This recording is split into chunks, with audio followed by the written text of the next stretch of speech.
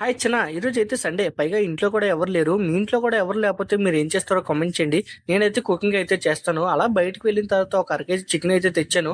Chicken నీట్గా కడిగేసుకుని అందులోని కొంచెం ఉప్పు, కారం, ఆ తర్వాత కొంచెం గరం మసాలా, కొంచెం పసుపు, ఆ తర్వాత కొంచెం అల్లం వెల్లుల్లి పేస్ట్ కూడా అయితే వేసాను. ఆ తర్వాత కొంచెం టేస్ట్ బాగా రావడానికి కొంచెం పెరుగు అయితే యాడ్ చేశాను.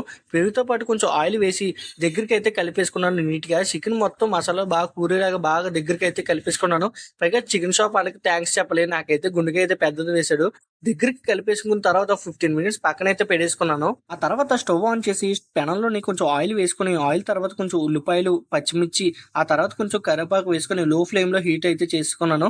మనం మ్యాగ్నేట్ చేసుకున్న చికెన్ తీసుకుని పెనంలో అయితే వేసుకుని కొంచెం టమాటాలు వేసి కొంచెం హీట్ పెంచిన తర్వాత దగ్గరికి అయిన తర్వాత కొంచెం వాటర్ వేసుకుని దగ్గరికి హీట్ అయిన తర్వాత చికెన్ అయితే రెడీ అయిపోయింది. బ్యాచిలర్స్ కి అయితే చాలా బాగుంది. తర్వాత కొంచెం చికెన్ కర్రీలోని కొంచెం కొత్తిమీర గార్నిష్ చేసుకుని నిమ్మకాయ పిండుకొని రైస్ తో తింటుంటే టేస్ట్ చాలా బాగుంది. Like and subscribe.